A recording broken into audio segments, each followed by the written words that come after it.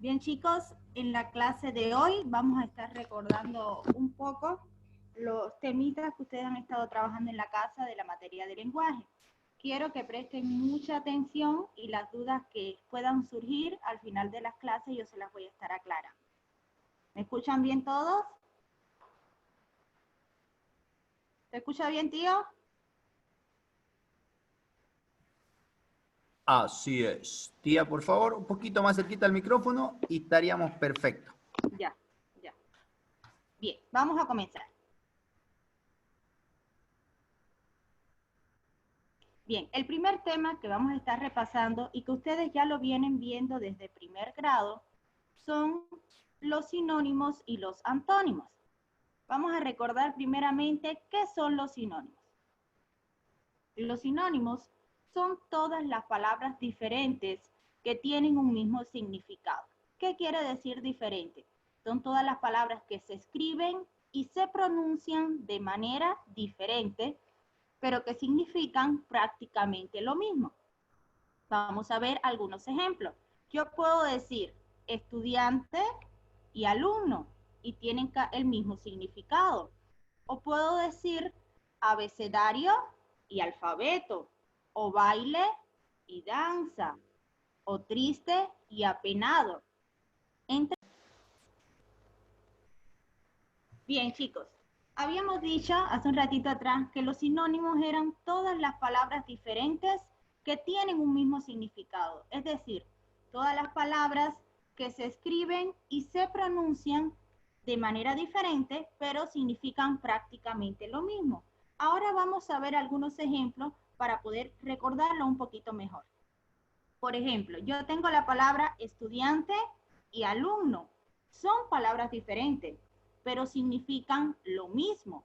Sucede igual con abecedario y alfabeto, palabras diferentes con un mismo significado. O baile y danza, triste y apenado. Ahora, veamos otros ejemplos, pero ya dentro de una oración.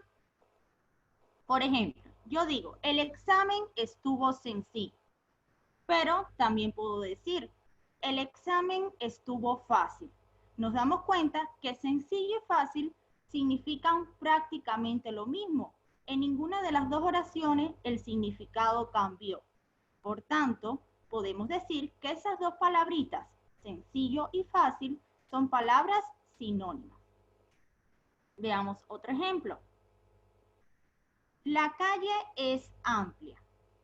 Podemos decir igual, la calle es extensa. ¿Cambió el significado de las dos oraciones? No. Continúan expresando lo mismo. Por tanto, podemos decir que amplia y extensa son palabras sinónimas.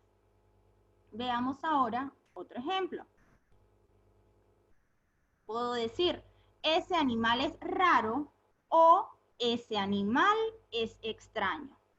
Entonces, raro y extraño son palabras sinónimas porque significan prácticamente lo mismo. Ahora, los sinónimos, chicos, también los podemos utilizar para evitar la repetición de una misma palabra cuando estamos haciendo una oración o escribiendo un párrafo y hacer que estos se vean más bonitos. Y vamos a ver un ejemplo. Ana es una niña muy hermosa que vive en una bella casa junto a un precioso bosque. Para evitar repetir la palabra hermosa varias veces y que no suene bonita la oración, ¿qué hacemos? Buscamos sinónimos de esa palabra y nuestra oración, ¿cómo se va a ver? Más bonita, se va a ver diferente, sin tantas repeticiones. Ese es un uso que le podemos dar a los sinónimos. Ahora, vamos a recordar qué son los antónimos. Los antónimos son las palabras que expresan un significado opuesto entre sí. Es decir, lo opuesto una palabra de otra. Vamos a ver varios ejemplos para que nos acordemos y no nos olvidemos de ellos. Por ejemplo, lo opuesto de abierto, ¿qué sería? Cerrado. Lo opuesto de reír, llorar. De verano, invierno. De triste, contento. De caliente, frío. De muchos, pocos. Por tanto, hay muchos antónimos, ¿no es verdad? Y vamos a ver otros ejemplos ya en oraciones. Yo digo, la polera blanca está sucia. Pero si yo quiero expresar lo opuesto de lo que aparece en esa oración, yo diría, la polera blanca está limpia. ¿Y qué palabras expresan ahí lo opuesto una de otra? Sucia y limpia. Por tanto, ellas son palabras antónimas. Veamos otro ejemplo. La película estuvo divertida. Y si yo quiero expresar lo contrario a eso, diría, la película estuvo aburrida. Por tanto, divertida y aburrida son palabras antónimas. Están expresando lo contrario una de la otra. Veamos otro ejemplo. El vestido negro es hermoso. Pero si yo quiero expresar el color opuesto a ese color del que estoy hablando, yo diría, el vestido blanco es hermoso. Entonces, nos podemos dar cuenta que negro y blanco son palabras antónimas porque, como ya repetí varias veces atrás, expresan lo opuesto una de la otra. Ahora, eso es en cuanto a sinónimos y antónimos, chicos. Eso ya lo habían visto desde primer grado. Ahora, vamos al otro tema. El tema que vamos a ver ahora es la poesía y sus elementos. Primeramente, vamos a ver qué es poesía. La poesía es una composición literaria que busca expresar las emociones y los sentimientos a través de las palabras. Es decir, reflejamos nuestras emociones, lo que sentimos a través de las palabras. La poesía tiene 3 elementos fundamentales.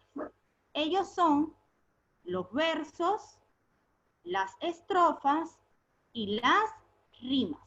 Y vamos a ver mucho mejor esos 3 elementos en el ejemplo que yo les voy a presentar a continuación. Y quiero que todos lean conmigo este poema. Todo es ronda. Los astros son rondas de niños, jugando la tierra a espiar. Los trigos son talles de niñas, jugando a ondular, a ondular. Los ríos son rondas de niños, jugando a encontrarse en el mar. Las olas son rondas de niñas, jugando la tierra a abrazar. La autora de este poema se llama Gabriela Mistral. ¿Saben quién es esta autora? Esta autora, la que escribió este poema, escribió mucha poesía, chicos, dedicado a ustedes, a los niños. Yo les recomiendo más adelante, si pudieran, buscar texto de esta autora, Gabriela Mistral.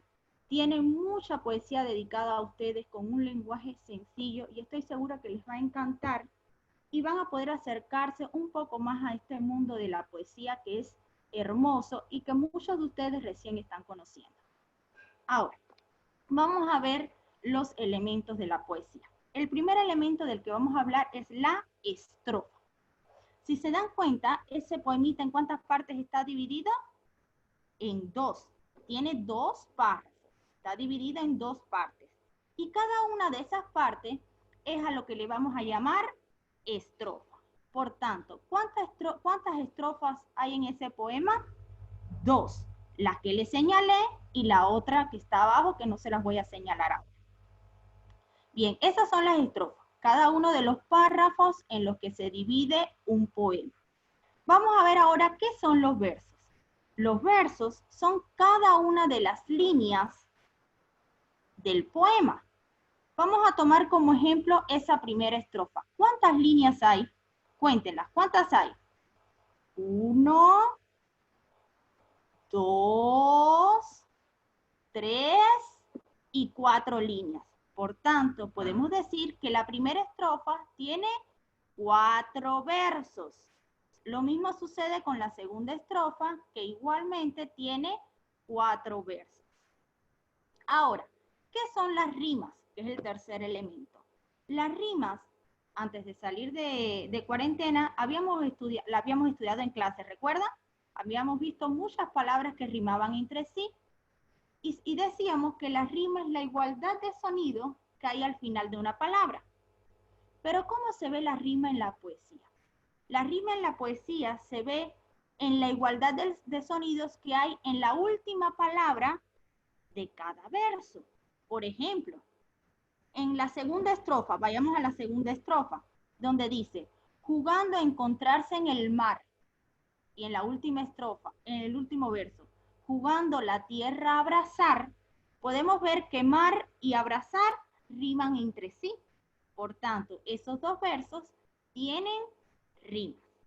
Ahora, vamos a ver las rimas un poquito más detalladas. A continuación, hay dos tipos de rima. Está la rima consonante y está la rima asonante. ¿Cuál es la rima consonante? La rima consonante es cuando las vocales y las consonantes de la última sílaba de una palabra se mantienen iguales. ¿Qué quiere decir esto? Veamos. Por ejemplo, camino y destino. Si se fijan bien, ambas palabras terminan exactamente iguales, con la sílaba camino y destino. Terminan igual y está señalado de rojito en cada una de las palabras. Por tanto, podemos decir que esas dos palabritas tienen una rima consonante, porque terminan exactamente con la misma sílaba. Lo mismo sucede con cosas y sabrosas, tienen exactamente la misma terminación. Por tanto, es una rima consonante. Ahora, ¿cuál es la rima sonante? La rima sonante es cuando en la última sílaba de dos palabras se mantiene la misma vocal, pero cambian sus consonantes. Por ejemplo, aceituna y cintura. Fíjense bien que ambas palabritas terminan con la misma vocal, con la A, pero ¿terminan con la misma consonante? No. Aceituna termina con N y cintura termina con R. Y no por ello dejan de rimar. Por tanto, ese tipo de rima le llamamos asonante. Otro ejemplo es claro y cansado. Ambas palabras terminan con la misma vocal, con la O, pero no terminan con la misma consonante. Por tanto, ese tipo de rima decimos que es asonante.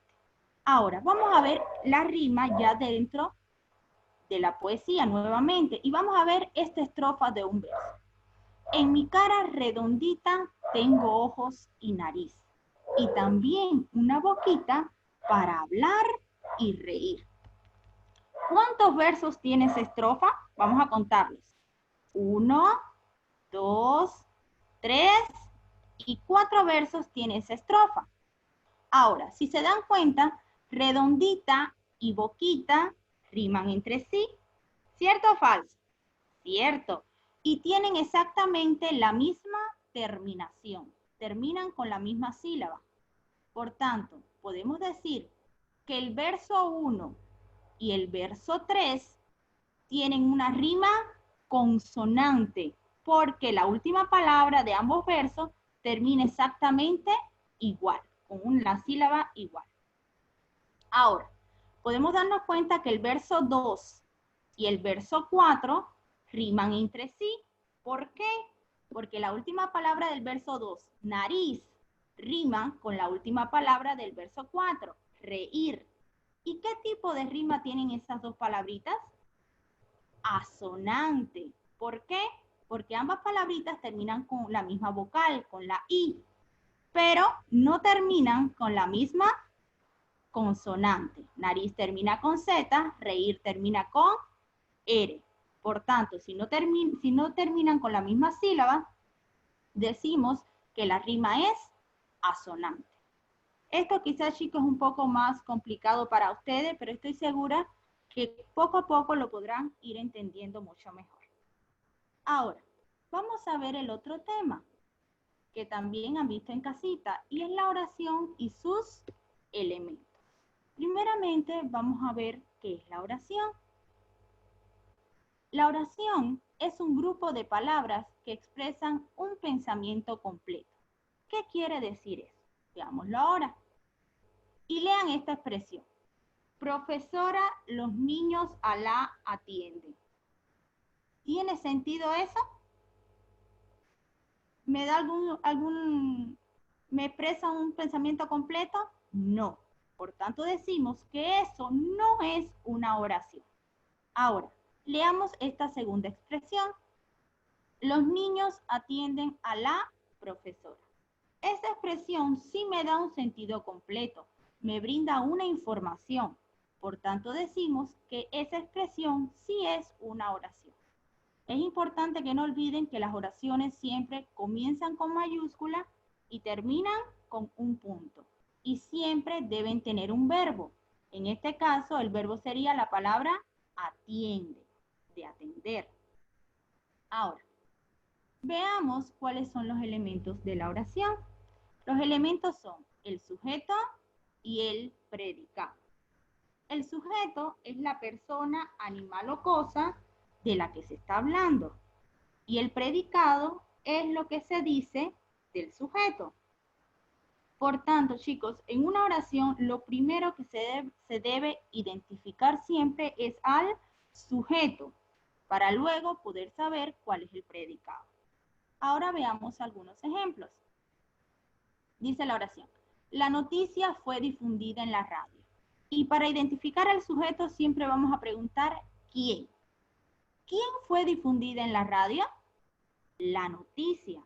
Por tanto, la noticia es el sujeto y el resto de la oración sería el predicado. Veamos otro ejemplo. Gabriel y Eduardo siempre juegan juntos. Y vamos a preguntar ¿quiénes? ¿Quiénes siempre juegan juntos? Gabriel y Eduardo. Por tanto, ellos son el sujeto de la oración y el resto sería el predicado. Veamos el otro ejemplo. Ella viajó anoche a España. ¿Quién viajó anoche a España? Ella. Ella es la respuesta a mi pregunta. Por tanto, ese sería el sujeto. Y el resto de la oración sería el predicado. Ahora, el sujeto no siempre tiene por qué estar al comienzo de la oración. Y vamos a ver ahora la ubicación que puede tener el sujeto dentro de la oración.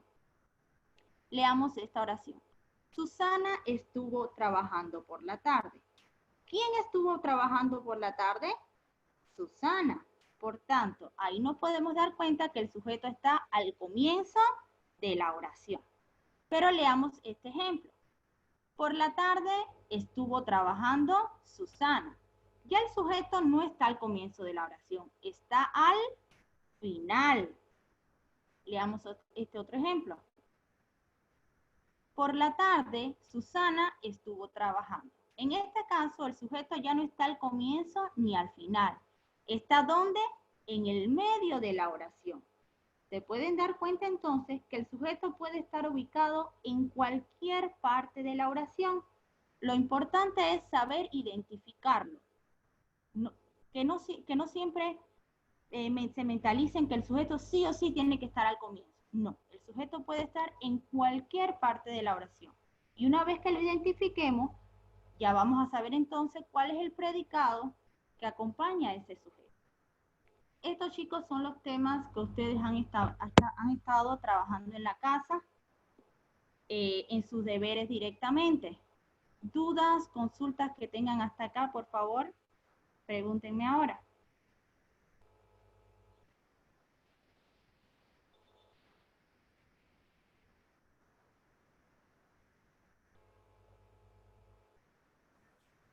Excelente, tía, muchísimas gracias. Me gustaría que formulemos algunas preguntitas. A ver, ¿o alguna niña tiene alguna pregunta? ¿Algún niño alguna pregunta? Si no, la tía va a comenzar a hacer las preguntas a los peques que yo le diga.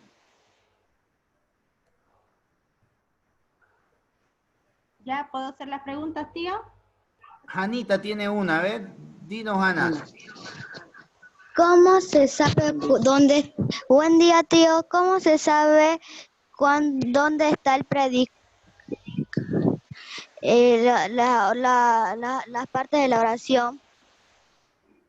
Cuando tú tienes la oración mi vida, lo primero que tú debes hacer es encontrar cuál es el verbo. Por ejemplo, los niños juegan en el parque. ¿Cuál es el verbo? Juega. Y ese verbo le vamos a preguntar ¿quién? ¿Quiénes juegan en el parque? Y la respuesta ¿cuál sería? Los niños. Por tanto, ya yo tengo identificado cuál es el sujeto de la oración. Las personas de las cuales me están hablando. Por tanto, los niños es el sujeto. Y lo que me queda de la oración es a lo que le llamamos predicado.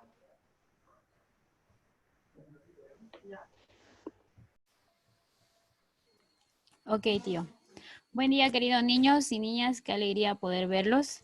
Bueno, vamos a empezar con el repaso del tema que se envió en la semana 7, que fue las normas y señales de tránsito. ¿Ok? Bien. Normas y señales de tránsito.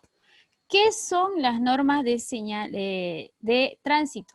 Es un acuerdo que se establece para facilitar la convivencia mutua en un lugar. ¿Se imaginan, chicos, ustedes, si no hubieran normas? ¿Qué sucedería? Todo sería un caos, ¿verdad? Bien, las normas protegen a todo lo que es valioso. Las normas de tránsito permiten a las personas que se movilizan a pie o en medios de transporte convivir de manera adecuada y segura en las vías. ¿Ok? Entonces, continuamos. Señales de tránsito. ¿Qué son las señales de tránsito? Son señales universales que se deben cumplir de manera obligatoria. Se llaman así porque tienen el mismo significado en todo el mundo. Indicaciones de las señales de tránsito. ¿Qué nos indican las señales de tránsito? Nos indican lo que deben hacer los conductores y peatones para evitar accidentes de tránsito. Niños y niñas, es muy importante reconocer el tipo de señales y cómo obedecerlas. Por lo tanto, existen 3 tipos de señales de tránsito. ¿Cuáles son estos tipos de señales de tránsito? Las informativas, preventivas y las reglamentarias. ¿Ok? Ahora vamos a ver a cada uno qué significa. Vamos a nombrar a cada uno y qué nos indica cada uno, ¿ok? Vamos a empezar con las señales de tránsito informativas. ¿Qué son las señales de tránsito informativas? Son señales de color azul que nos informan sobre la ubicación de lugares, rutas y otros. Son las normas que nos anuncian los sitios de interés que están cerca de nosotros, como por ejemplo pueden ser restaurantes, hoteles, aeropuertos, entre otros. O como las imágenes que vemos aquí en los ejemplos que vemos aquí en la imagen. ¿Ya? Entonces son de color azul. Bien, ahora veamos las señales de tránsito preventivas. ¿Qué son las señales de tránsito preventivas?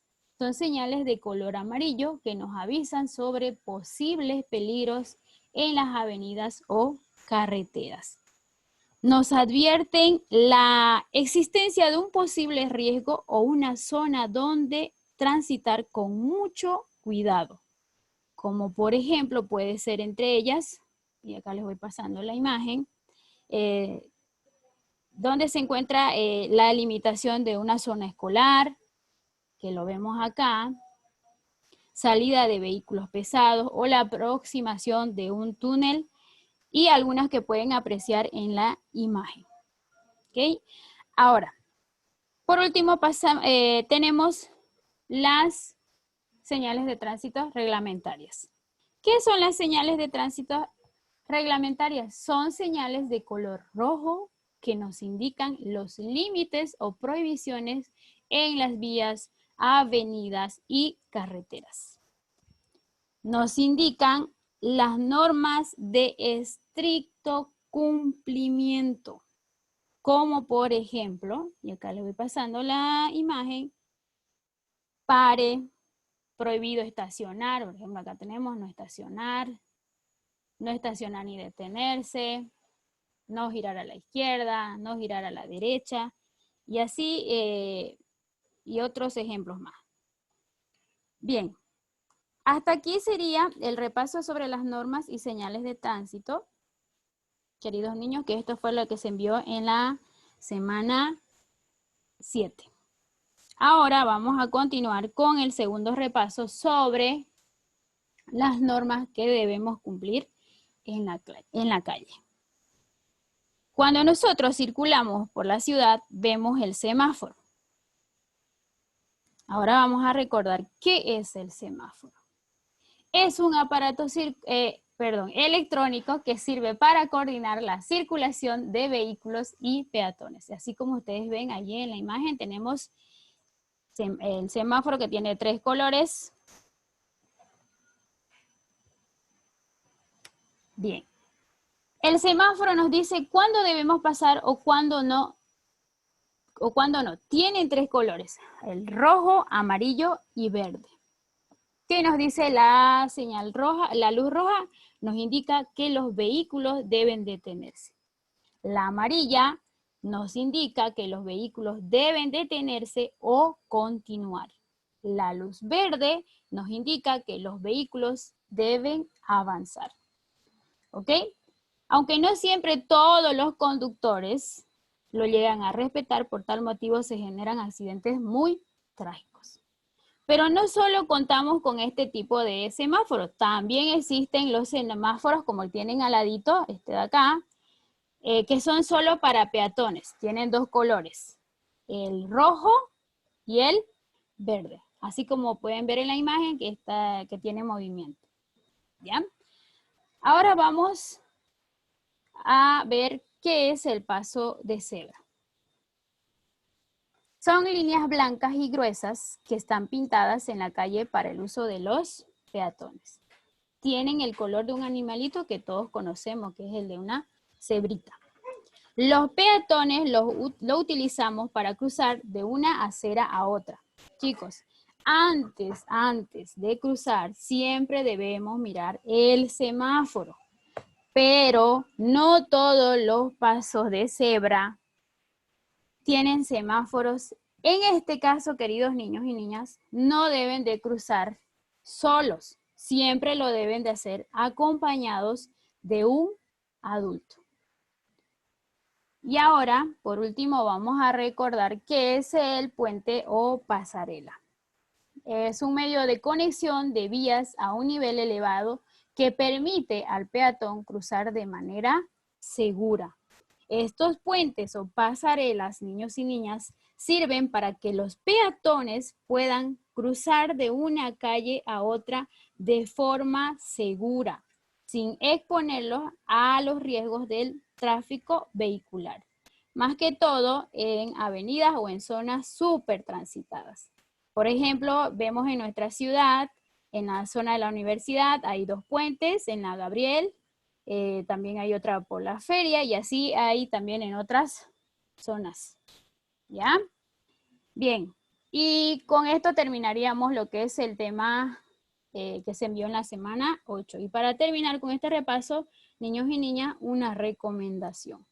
Por nuestra seguridad y la de los demás, debemos de cumplir las normas de tránsito sin importar cómo nos movilicemos. ¿Ok? Bien.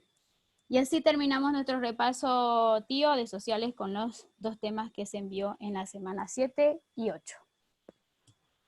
Muchísimas gracias, tía, muchísimas gracias. ¿Algún niño, alguna niña tienen una pregunta?